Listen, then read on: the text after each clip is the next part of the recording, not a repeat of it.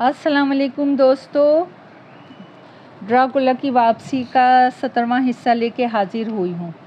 Father शेंड्रो 40 हुजरे में दाखिल हो गए थे। ये कमरा निस्बतन बड़ा था, हालांकि इसका फर्नीचर महज रस्मी सा था और मुख्तसर था। ताहम खुदा जाने क्यों ये कमरा खासा आरामदेह मालूम होता था। इसमें कोई ख़ास बात तो ना थी, अलबत्ता इसके मकीन की वजह से इस कमरे को एक किस्म की अहमियत हासिल हो गई थी। लड्डू तवील कामत शख्स था और इसकी आंखें जलती हुई थीं जैसे किसी भेड़िए की आंखें हों।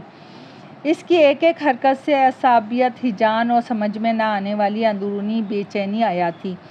बज़ाहिर वो पुरसुकून मालूम होता था, लेकिन एक तरफ पड़े हुए बुर्श, रंग, कैनवस, इसके टुकड़े, कपड़ों की धज्जियाँ और दूसरे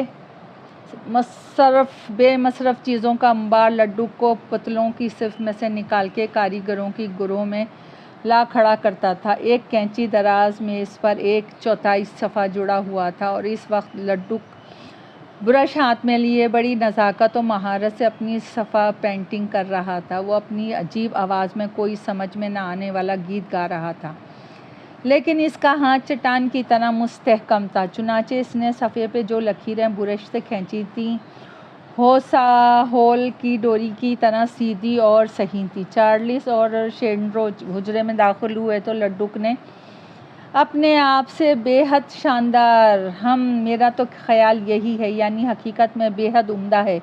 इसने ब्रश रख दिया और अपना दायां हाथ ऊपर उठाया, फिर झुककर यूं एक झटके के साथ आगे बढ़ा जैसे तलवार झोंक रहा हो। कुछ देर तक इसका बाजू हवा में उठा रहा, फिर बिजली किसी तेज़ी से नीचे चला। इसकी हथेली धड़ाम से मेज़ पे आ पड़ी। साथ ही लड्डू के बशरे की जज्बातियत में तग़य्युर हुआ। पहले वो तपस्सु का चेहरा था, लेकिन अब वो एक अय्यार शैतान का चेहरा मालूम हो रहा था। इसके चेहरे के पट्टे खिंच गए थे, नकूश ऐंठ गए थे और आंखों में सही मायनों में शोले भड़क रहे थे। वो आने वालों की तरह ज़रा भी मुतवज्जे ना हुआ। वो उन्हें भूल चुका था, वो हर चीज़ को भूल चुका था, हर शय के वजूद से बेपरवाह हो चुका था। और फ़िक्र थी तो सिर्फ इस चीज़ की जो इसकी हथेली और मेज़ की सतह के दरमियान दबी हुई थी। अब इसके बशरे से फातहाना जज्बा आया था। एक माहिर और अय्यार शिकारी की तरह इसने अपनी हथेली को एक किनारे से पर से ज़रा ऊपर उठाया, सर झुका के इसमें झांकने लगा, फिर आहिस्ते आहिस्ते अपना हाथ उठा लिया। मेज़ की सतह पे एक काला धब्बा नज़र आ रहा था। चार्ल्स ने धब्बे को पहचान लिया, एक मोटी सी पिचकी हुई मक्खी थी ये। अब वो लड्डू को चार्ल्स और फादर शेंड्रो की हुजरे में मौजूदगी का एहसास हुआ। इसके बावजूद वो बड़ी अय्यारी से इनकी मौजूदगी को टालता रहा। वो बदस्तूर, बेहिस और बेपरवाह था। उसने नज़र उठा के इनकी तरफ देखा तक नहीं। साफ जाहिर था वो जब तक चाहेगा इनकी तरफ नहीं देखेगा और इस तरह इसकी मौजूदगी का इकरार ना करेगा। किसी के भी वजूद का इकरार ना करने की ये तरकीब बड़ी ही मक्काराना थी। लड्डू के होंठ मुस्कुराहट की सूरत खिंच गए और चार्ल्स को इस भेड़िया की तरह नज़र आया जिसकी चालाकी मगर आसानी से अपना शिकार हासिल कर लिया हो। लड्डू की शहादत की उंगली आगे बढ़ी और पिचकी हुई मक्खी को लुढ़काने लगी। मेज़ के कोने पे दूसरी मक्खियों का जो सब मुर्दा और पिचकी हुई थी एक नन्हा सा अंबार था। लड्डू ने ताज़ा पिचकी हुई मक्खी को लुढ़का के इस अंबार में डाल दिया। फादर शेंड्रो आगे बढ़ा। दफतन लड्डू ने एक हाथ की हथेली का प्याला बना के मेज़ के किनारे नीचे रखा, दूसरे हाथ से मेज़ की सतह पे झाड़ू सी फेर कर इसके किनारे पे रखी हुई मक्खियों के समेट के हथेली के प्याले में टपका दिया। फिर इसका यह हाथ बुलंद होकर मुंह तक पहुंचा और चश्मों जन में ये मुर्दा मक्खियों इसके मुंह में थीं। लड्डू जल्दी जल्दी मुंह चलाने लगा और उन्हें चबा कर निगल गया। और अब इसने फादर शेंड्रो चार्ल्स की मौजूदगी का इकरार करते हुए सर के इशारे से उन्हें सलाम किया। लड्डू, ये क्या है? मक्खियाँ, फादर शेंड्रो ने कहा। लड्डू ने मसरत से सर हिला दिया। वो अभी है और नाश्ता भी है, दवा भी है और नाश्ता भी है, वो बोला। दवा और नाश्ता? जी हाँ फादर, लेकिन जल्दी ये मुख्तसर सा नाश्ता शगम सैरी करने वाला डिनर बन जाएगा। चार्ल्स को मतली हो रही थी, आंतें उलट रही थी, लेकिन फादर शेंड्रो यूं बेताल्लुक और लापरवाह रहा जैसे कुछ हुआ ही ना हो। इसका लहजा अब भी दोस्ताना आवाज़ ठहरी हुई थी। मुझसे कहा गया था कि तुम मुझसे मिलना चाहते हो। تشریف رکھیں، اس نے کہا، اور حیرت انگیز قوت سے قریب رکھی ہوئی میز گھسیٹ کر ایک طرف کر دی۔ آپ بھی جناب تشریف رکھ رہے ہیں، اس نے چارلس سے کہا۔ وہ اٹھا اور میز کا چکر لگا کے دوسری طرف گیا۔ اس کے جبڑے اب بھی چل رہے تھے اور بچی کچی مکھیوں کو پیس رہے تھے۔ چارلس نے لاکھ کوشش کی کہ وہ لڈو کی یہ طرف نہ دیکھے، لیکن کامیاب نہ ہوا۔ اول تو اس لیے کہ مضبوط جبڑوں سے چلتی ہوئی چکی نے جو مردہ مکھیوں کا آٹا بنا رہی تھی اسے مسحور کر رکھا تھا۔ پھر اس شخص کی آنکھوں میں کوئی عجیب قوت تھی جس نے چارلس کو نظر کو جکڑ رکھا تھا۔ اب لڈوک نے کہا، میں تیسری جلد کا سرِ ورق مکمل کر چکا ہوں۔ اس کی آواز میں کامیابی کی ایسی جھلک تھی کہ چارلس کو بھی رشک ہوا کہ لڈوک کے اس اعلان پر غیبی بگل بج اٹھیں گے اور خوشی کے شادیانے بجنے لگیں گے۔ اس نے ایک چرمی کاغذ اٹھا کے آنے والے کے سامنے پھیلا دیا، خود ایک قدم پیچھے ہٹا اور اس پہ بنائے ہوئے ڈیزائن کو تعریفی نظروں سے دیکھنے لگا اور سر ہلا کے خود اپنے فن کی داد دینے لگا۔ چارلس آرٹ اور فن کا نقاد نہ تھا، لیکن وہ بھی صاف اور عمدہ اور موتیوں جیسے حرف اور حاشیوں پر بنی ہوئی عمدہ سنہری ڈیزائن کے دل ہی دل میں داد دیے بغیر نہ رہ سکا۔ کئی دن بلکہ کئی ہفتوں اس باریک اور دیدہ ریزی کے کام کے نظر ہو گئے ہوں گے۔ کیا خیال ہے؟ لڈوک نے بے تابی سے پوچھا۔ نفیس اور عمدہ ہے یا محض شاندار؟ فادر شینڈرو آپ ہی آپ مسکرایا۔ بے حد نفیس، بے حد عمدہ۔ آپ کا کیا خیال ہے مسٹر چارلس؟ بے حد حسین۔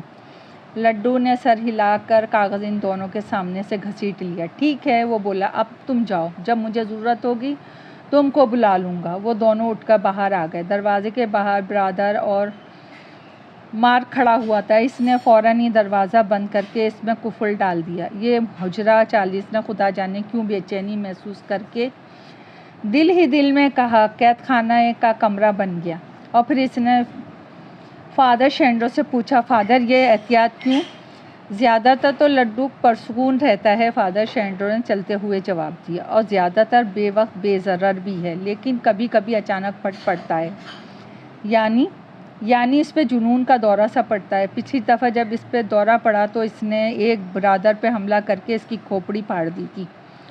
او میرے خدا، تو وہ برادر شکر ہے کہ بچ گیا۔ آؤ بھائی، ہمیں بہت سے مسائل پہ بحث کرنی ہے۔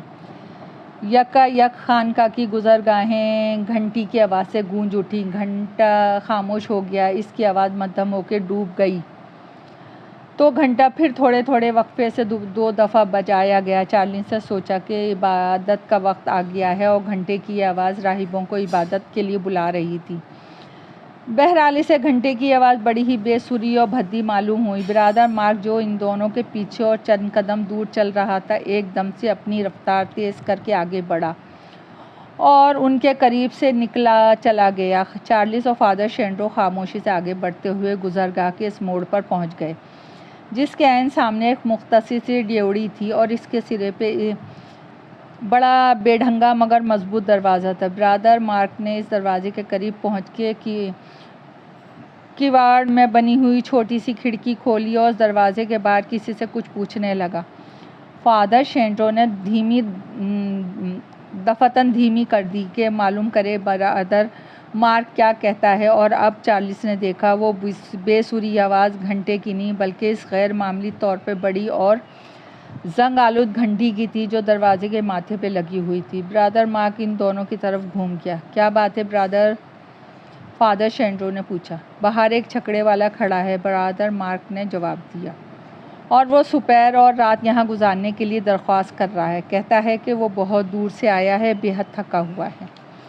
فادر شینڈرو نے کہا، ہماری مہمان نوازی ضرب المثال ہے اور خانقاہ کے دروازے پہ ہر مسافر کے لیے کھلے ہیں۔ دفعتاً وہ خاموش ہو گیا، ایک قدم دروازے کی طرف بڑھا، اس کے ماتھے پہ سلوٹیں ابھر آئیں۔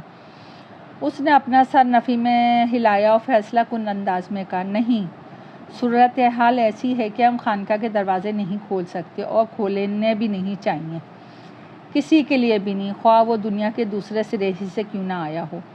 برادر مارک نمایاں طور پہ چونکا۔ ہم جب تک اس مسئلے پہ اطمینان بخش طور پہ بحث اور پورے معاملے پہ ہر پہلو سے غور نہیں کر لیتے تب تک ہمیں کسی اور کی طرف متوجہ نہیں ہونا ہے، فادر شینڈرو نے کہا، اور خیال رہے کہ کوئی چیز باہر سے اندر نہ لائی جائے۔ کسی صورت میں نہ لائی جائے، نہ قصداً نہ اتفاقاً۔ برادر مارک، چھکڑے والے سے کہہ دو کہ ہم اسے خانقاہ میں آنے کی اجازت نہیں دے سکتے، البتہ وہ باہر جہاں چاہے قیام کر سکتا ہے۔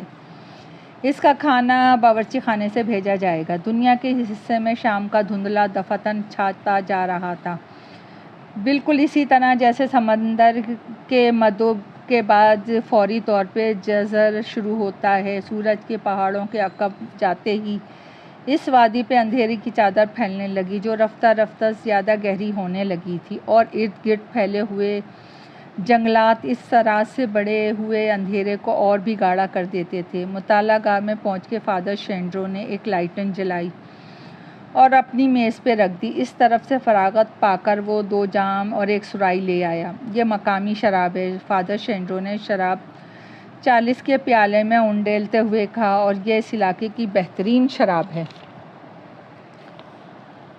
اور انہوں نے پیالے اپنے ہونٹوں سے لگا لیے۔ شراب غیر معمولی طور پہ تیز تھی، چنانچہ اس کی تلخی چارلس نے اپنی دانتوں کی رینج اور زبان پہ شدت سے محسوس کی، لیکن اس کے حلق سے نیچے اترتے ہی اس کے رگ رگ میں گرمی سی دوڑ گئی، اور اس کی جبلیہ خوف ایک حد تک زائل ہو گیا جو اندھیرا اترتے ہی اس کے دل پہ چھانے لگا تھا۔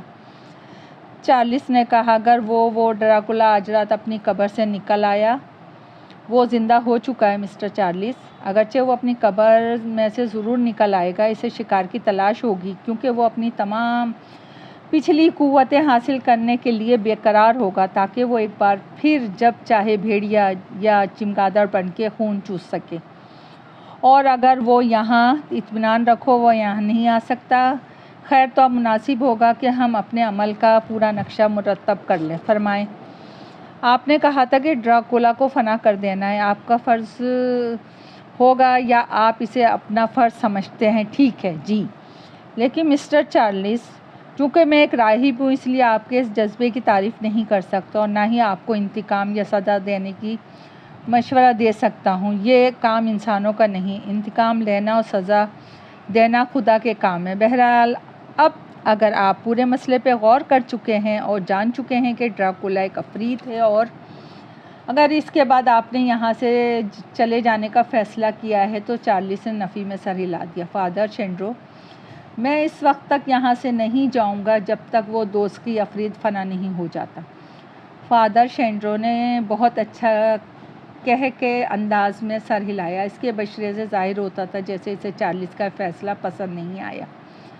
تاہم چارلس کو احساس ہوا کہ فادر شینڈرو کو اس سے اسی جواب کی توقع تھی۔ جیسی آپ کی مرضی، فادر شینڈرو نے کہا، لیکن آپ کی بیوی کو کسی بھی حال میں یہاں نہیں رکھنا ہے۔ جب وہ سفر کے قابل ہو جائے گی تو ہم فوراً انہیں انگلستان بھیج دیں گے، اور وہاں وہ محفوظ ہوگی، اور ہم خود ان کی طرف سے مطمئن ہو کے یکسوئی سے وہ کام کر سکیں گے جو ہمیں کرنا ہے۔ ہم قصر ڈراکولا کا گوشہ گوشہ چھان ماریں گے، اور وہ بھٹ تلاش کر لیں گے جہاں یہ عفریت آرام کرتا ہے، اور پھر اسے تلف کر دیں گے، اور اس وقت کوئی ایسی لرزش نہ ہوگی جس کی وجہ سے اس کے دوبارہ زندہ ہونے کا امکان باقی رہے۔ نہیں مسٹر چارلس، کیا مشکل ہے اس میں؟ گزشتہ رات ایک شکار کون ڈراکولا کے ہاتھ میں آ کے نکل گیا ہے۔ کون شکار؟ آپ کی بیوی۔ چارلی نے لرز کیا۔ ڈراکولا نے انہیں دیکھا تھا، اس کے حسدانہ نگاہیں نہ صرف ان پہ پڑ چکی ہیں بلکہ وہ آپ کی بیوی کی آرزو بھی کر چکا ہے۔ آرزو بھی کر چکا تھا، یہ آپ نے کیسے کہا؟ یا فادر، چارلس یقین نہ کرنا چاہتا تھا۔ ثبوت کے طور پہ یہ بات پیش کی جا سکتی ہے کہ آپ کی بیوی کو بہلا پسلا کے بلانے کے لیے اور پھر انہیں پکڑنے کے لیے اس نے خود آپ کی بھابھی کو ذریعہ بنایا، جو اس عفریت کی دلہن اور ڈائن بن چکی ہے۔ صرف یہی نہیں بلکہ ڈراکولا خود آپ کی بیوی کو چھو چکا ہے، چنانچہ اب وہ اپنی ہی ملکیت یقین کر چکا ہے، جس کا نتیجہ یہ ہوگا کہ وہ آپ کی بیوی کو حاصل کرنے کے لیے بے قرار ہوگا۔ چارلس نے چاروں طرف نظر دوڑائی۔ خانقاہ کی دیواریں مضبوط اور موٹی تھیں۔ ابتدا میں سے یہ خانقاہ ایک چھوٹی سی مضبوط مقدس قلعے کی طرح معلوم ہوئی تھی، لیکن اب وہ سوچ رہا تھا اور کانپ رہا تھا، کیا اس کی سنگین دیواریں ڈراکولا کو روک سکیں گی؟ وہ یہاں نہیں آئے گا؟ اس نے کانپتی ہوئی آواز میں پوچھا۔ اس کی امید تو نہیں ہے، لیکن فرض کیجئے وہ یہاں آ گیا تو؟ اگر وہ یہاں آ بھی گیا تو خانقاہ میں داخل نہیں ہو سکے گا، اور اسے وہ تمام باتیں یاد آئیں گی جو اس نے کتابوں میں پڑھی تھیں، اور سرائے بھی یاد آئے گی جس میں انہوں نے قیام کیا تھا، جہاں ان کی ملاقات سے فادر شینڈرو سے پہلی دفعہ ہوئی تھی۔ آپ کا مطلب ہے لہسن کے غنچے؟ فادر شینڈرو نے غصے سے فنکار کے کہا، وہ سب بکواس اور حماقت ہے۔ تو پھر اس علاقے کے لوگوں کی معلومات محدود ہے، پھر وہ تو ہم پرست بھی ہیں، چنانچہ یہ نہیں سمجھ سکتے کہ ویمپائر کسی بھی مکان کی دہلیز اس وقت تک نہیں چھلانگ سکتا جب تک اسے اندر نہ بلایا جائے، اور بلانے والا مکان کے اندر ہی ہوگا۔ اگر مکان کے اندر والے نے اسے بلایا، اندر آنے کی دعوت دی، پھر اگر دنیا کا تمام لہسن بھی وہاں ڈھیر ہو تو وہ ویمپائر کو نہیں روک سکے گا۔ اوہ، یہ تو ممکن نہیں کہ ہم اسے کوئی اندر آنے کی دعوت دے۔ میرے خیال میں یہ ممکن نہیں۔ فادر شینڈرو نے جام دوبارہ بھرے اور وہ آہستہ آہستہ مقامی شراب کی چسکیاں لینے لگے۔ وہ دونوں خاموش تھے۔ چارلس خود اپنے خیالات میں الجھا ہوا تھا، اور خیالات کا ایک کارواں تھا جو اس کے دماغ میں گھوم رہا تھا۔ فادر شینڈرو بھی خاموش تھا، اور ان باتوں کی وجہ سے وہ واقف تھا، الگ الگ درجوں میں ذہنی طور پہ تقسیم کر رہا تھا۔ ویمپائر کی خصوصیات، خود ڈراکولا کی خصلتیں اور اس کی پچھلی سوان کثرِ ڈراکولا اور اس کے اطراف کے متعلق معلومات وغیرہ۔ دفعتاً چارلس اٹھ کھڑا ہوا۔ فادر، آپ اجازت دیں تو میں اپنی بیوی کو ایک نظر دیکھ آؤں؟ اس نے کہا، میں دراصل اور اپنا اطمینان کر لینا چاہتا ہوں کہ وہ محفوظ ہے، تاہم آپ ہو آئیں ان کے پاس، میں آپ کو کے حجرے کا راستہ دکھا دوں۔ اور وہ مطالعہ گاہ سے باہر نیم روشن گزرگاہ میں چل پڑے، اور کچھ ہی دیر بعد وہ ایک حجرے کے دروازے کے سامنے کھڑے تھے۔ چارلس اگر ہوتا تو حجرے تک نہ پہنچ پاتا، اگر پہنچ جاتا تو اسے پہچان نہیں سکتا تھا، کیونکہ گزرگاہیں ایک سی تھیں اور دروازے بھی ایک تھے۔ چارلس نے سوچا، وہ اس خانقاہ میں کئی دنوں سے قیام کے بعد بھی وہ کسی خاص حجرے کو نہ پہچان سکے گا، اور یہ کہ اس خانقاہ کے راہبوں کو یہاں کے راستے اور حجرے کس طرح یاد رہتے ہوں گے۔ ڈائنا کی آنکھیں اب بھی بند تھیں، لیکن جب چارلس اس پہ جھک گیا تو اس نے آہستہ آہستہ اپنی آنکھیں کھول دیں۔ پہلے تو وہ چونکی، پھر مسکرا کے اپنی باہیں اس کی گردن میں ڈال دیں۔ چارلس میرے پیارے، اس نے کہا، ڈائنا تمہیں کچھ ہوا تو نہیں؟ یعنی اچھے ہو نا؟ بالکل۔ چارلس چارپائی کی پٹی پہ بیٹھ گیا۔ فادر شینڈرو باہر ہی رک گیا تھا، اور وہ اپنے خیالات میں الجھا اب بھی وہیں کھڑا تھا۔ ہمیں سب سے زیادہ فکر تمہاری تھی، چارلس نے کہا، اور فی الحال سب سے ضروری اور اہم بات یہ ہے کہ تمہیں تندرست کر دیا جائے گا، تم لندن تک سفر کر سکو گی۔ ڈائنا کا چہرہ دھمک گیا۔ یعنی گھر؟ اس نے پوچھا۔ ہاں، میں گھر پہنچنے کے لیے اس قدر بے تاب ہوں، کیا بتاؤں۔ میں جلد از جلد یہاں سے رخصت ہونا چاہتی ہوں، وہ جو کچھ ہوا ہے اس سے دور چلے جانا چاہتی ہوں۔ اس نے اپنے شوہر کا ہاتھ پکڑ لیا۔ چارلس، ہم سب خواب تو نہیں تھا، حقیقت تھی نا؟ ہاں ڈائنا، وہ حقیقت تھی، کاش کہ وہ خواب ہوتا، لیکن ایک بار تم یہاں سے چلی جاؤ گی تو پھر ہم کب چل رہے ہیں؟ چارلس شش و پنج میں پڑ گیا، اور پھر چند ثانیوں کے توقف کے بعد بولا، ہم نہیں، صرف تم۔ کیا مطلب؟ ڈائنا، میں تمہارے ساتھ نہ جاؤں گا، کم از کم فی الحال نہیں جا سکوں گا۔ کیوں؟ یہاں مجھے ایک اہم فرض انجام دینا ہے۔ تم وہاں اس منحوس قصر میں دوبارہ تو نہیں جا رہے؟ ڈائنا نے تقریباً چیخ کر پوچھا۔ میرا وہاں جانا بہت ضروری ہے ڈائنا۔ نہیں، میں تمہیں وہاں نہیں جانے دوں گی۔ چارلس، تم وہاں نہیں جاؤ گے، اس کے متعلق ہم کل صبح تفصیل سے گفتگو کریں گے۔ نہیں، کل نہیں، اسی وقت اور ابھی۔ چارلس نے اٹھنے کی کوشش کی، لیکن ڈائنا اس سے لپٹ گئی۔ نہیں، میں تمہیں نہیں چھوڑوں گی، وہ بولی، اس وقت تک نہیں جب تک تم وعدہ نہیں کرتے۔ عین اسی وقت فادر شینڈرو حجرے میں آ گیا۔ دوستو، کہانی ابھی جاری ہے، پسند آئے تو لائک اور سبسکرائب کیجیے گا۔ آپ کی دعاؤں کی طلبگار۔